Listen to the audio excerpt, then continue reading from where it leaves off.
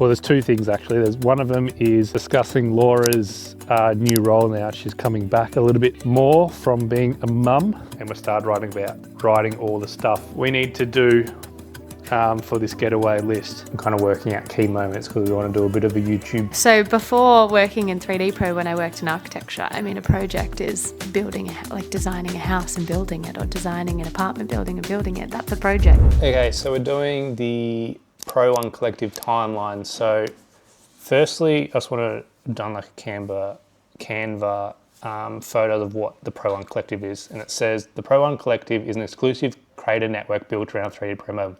We're looking for the top 1% of innovators, storytellers, photographers, content makers who push boundaries and showcase our gear in the wild. Whether it's on the construction site during the week, in the garage after hours, or out camping or surfing on the weekend, we want to build a special community to grow and shape the future of 3D Pro. So, and there's like a online form to fill out if you want to be a part of it. So why you should apply to the P1C is community. We've got rewards. We've got our free welcome kit. Innovate to test new products, recognition to be featured on our page, our emails, and across our social media channels. And there's opportunities to grow your own community so you can start, building your own page. We also want people who love content but have no social media following, so they kind of want to stay in the dark. They just like taking high quality photos and videos and content, but don't want to do like the social media creation part of things. So we want them to join. And then what we get in return is good vibes, high quality content, storytelling, product testing, community engagement. So yeah, we want to roll that out in probably the next, I think January to Feb is kind of our timeline of starting the Discord channel, of having about 10 people in there, and then working back from there, kind of getting some people accepted into it. And then once people are in the Discord, we can talk about how we want the merch to look with everyone else, getting their feedback, sending out some PR packs to them, working out merch. And then sending new products. We've got some new products, so we definitely want to send them out to test before it goes live as well. Tick 'em. Tick 'em. It's not ticks, it's crosses. Oh, cross 'em. Number 10 is discuss potential investments. So this is very new to us. We actually got an email early last week about a potential investor in the business. So up to date, we are completely self-funded, and we talked about this in another video that we put 2K in at the start of the business to get it off and going from the ground up, and we're completely self-funded till now, but we have a bottleneck of we can't purchase stock enough because we keep selling out. And it's not because we want to sell out. It's not a business idea or a strategy. It's we can't afford to buy the next container of stock before we sell the one before that. A potential investor who can upfront cash that we don't have could be a good move, because I am a relationships manager in the business. This came off a relationship. The meeting was completely different. It was about something else. Yeah, we end up talking to the owner, just got chatting about business, and took a wild left turn, which we weren't expecting. And then this took another left turn when they sent us an email, like a potential partnership or strategic partnership, which we actually don't know what that means. But anyway, they're overseas currently for the next 2 weeks. So we'll have another meeting with them in 2-3 weeks. But so now it's just me and Laura discussing, like, what does it actually mean for us? Do we want out of it a partnership or investment? And Google the word ChatGPT, because we're a bit, could go wrong. No, but anyway, we will discuss without you listening in. We are on the way to Mansfield Botanical Garden for a run. If you don't know, I am doing people like to call it a 75 hard, but I don't know, I just call it my own thing. But I'm going to do 2 runs every week, and I am new to running in my 33 years of existence. So yeah, I'm going for my 2nd run this week. But on the way there, we're going to talk about number 12 on our list, which is our landing page avatar build out. So Laura, do you want to explain what the avatar build out means? Yeah, so in the end of financial year, we kind of discovered a whole lot of avatars, particularly for our folding buckets, that purchased our products, but we weren't necessarily advertising to. So we're typically been a very trade-specific brand, but we had a lot of caravanners, campers, equestrian people purchasing our Horsey buckets. People. Horsey people So we've decided that we're going to focus on them as well with our advertising and our website. So we're going to build out some particular avatars for each of these categories or demographics, and then how we advertise to them. So we want to first identify who it is, so like e.g. a caravanner, and then kind of illustrate what that particular person would be. So it might be like... Do you want to explain where you got the idea from? Oh yeah, I was listening to the Operators podcast. If you haven't listened to it and you own a business, highly recommend. It's 4 guys in the US that own 9-figure brands, and they talk about how they do things, and they're pretty transparent about it. And one of the brands, Ridge Wallets, is in it, and he discussed how they have like their ideal avatar, and then they have a whole lot of other ones, but they give them a name. They kind of talk about what they do day to day, and they fully build out this persona of this avatar. So every time that they build out ad content and market to these people, they know that it's aimed at Joe the plumber or something, and he has 3 kids and lives in this spot. And so to make sure that the marketing fits who their demographic is and who they're trying to target. So that's kind of what we want to do. So we need to build out almost, I think, 5. So we've got the tradie avatar, we've got the equestrian avatar, or livestock actually I called it. Livestock's are more animal lovers. Camping caravan avatar, DIY home garden avatar, and school kids, like the parents of the school kid. Sporting parents for like muddy boots and stuff for the folding buckets, and beach. Beach. So like surfers would use our folding buckets for like their wet suits. But it can also be like free divers and stuff. You can use it for fishing. It's pretty versatile.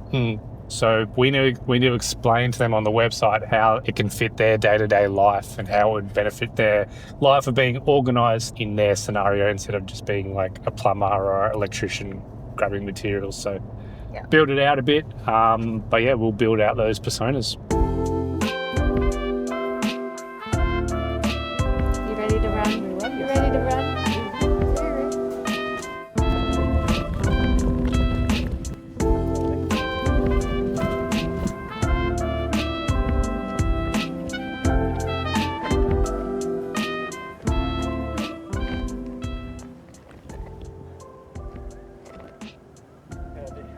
Huh? Killed it. Oh, yeah. Let's tick over. 30 minutes, 3.44. I'll be happy with that. Nice. Nice location. What was the number? 13? 13 was the new folding buckets that we have coming out, which is probably going to land just before our Black Friday. So working out how we want to drop them, whether we do them as a limited drop, if we release them in the middle of Black Friday instead of the start, build some hype around it, or have it on the website but not tell anyone about it and just people naturally find it. I definitely think that's the move, is to just have it available on the website, similar to what we do with the coloured, and then have like day 2 coloured, we're dropping 2 new colours of the coloured buckets, so drop those on like day 2 of the sale, day 4 of the sale, drop square buckets, day 6 drop the straps, and 3 new colours. Huh? 3 new colours. Yeah, 3 new colours, plus all the previous limited edition. But I think staggering it like that across the marketing channels such as meta ads and emails just keeps the sale like fresh, interesting, engaging, and then it's like new content as well to put in the ad account, because when you're aiming for a sale like Black Friday, the kind of level that we're aiming for, we're going to be spending a lot on meta, so you need a lot of content and a lot of like fresh new content. Yeah, so your frequency might go through the roof, so your ads get tired, so we need fresh content ready to go. Yeah, and new things to talk about, not just sale live. If you want something like new product or restock or And I'm excited to see how we've got square buckets coming out. So we've got 15 litre square and the 30 litre square to complement our range. And I reckon they'll be really good for me, the electrician, up against a wall. And now the square, they're hard up against the wall, and all your offcuts can fit right under you. But I think there's going to be heaps of other cases that other people like the square over the circle, but then there's scenarios where the circle fits better than the square. They both fold down. Yeah, I've been liking the square as like a laundry basket at home because it holds its shape better and stays upright. Yeah, it has like these we've made these plastic piping tubing through the kind of the rim of it, and it makes it fully stable, so it's even with nothing in it, it's completely open.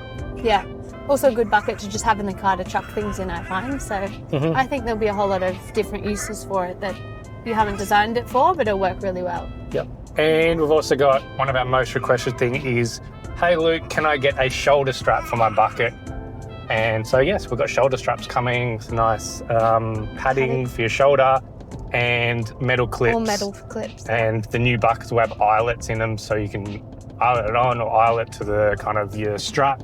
Do a longer one if you want to strap it to a ladder or something. So that will be cool. I'm see how people use that.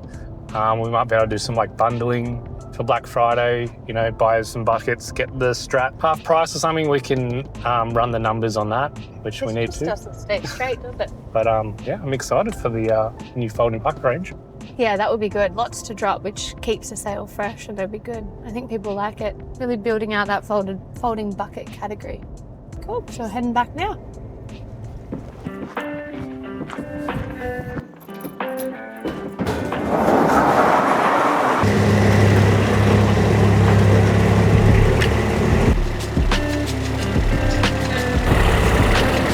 Over.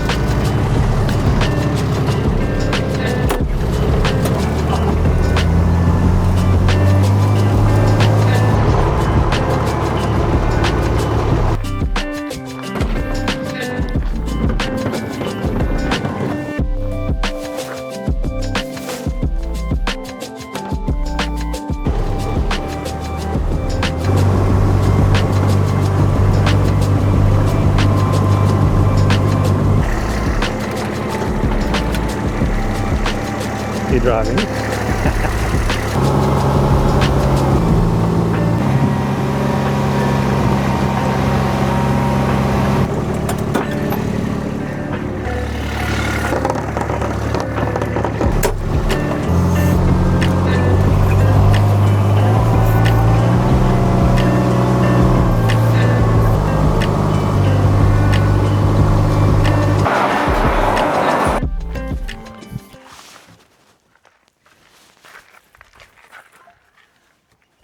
You happy? So we're all finished at our 3D Pro getaway list.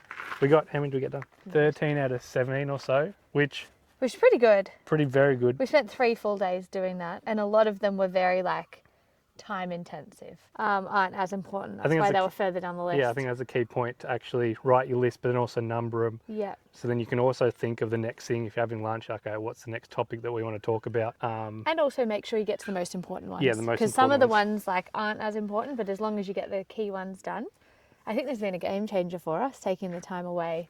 Yeah, first time From we've done it. life. I reckon we'll definitely do it again every 6 months, maybe. Yeah, I think before every big promotional period in our business, this has been like a game changer. We don't often, although we're married and we live together and we work together, we don't often sit down for a solid few days and plan out business stuff because just life gets in the way. So Yeah. I think it's been great. Would recommend doing this if you have a business. I mean, a bit different if you've got a business partner rather than your wife or Yeah. something else, because we could bring the family. I mean, if you had a business partner and 2 families went, You could do that too. you could do that as well. But yeah, let me know in the comments if you need any more questions answered. But thanks, guys. Like and subscribe.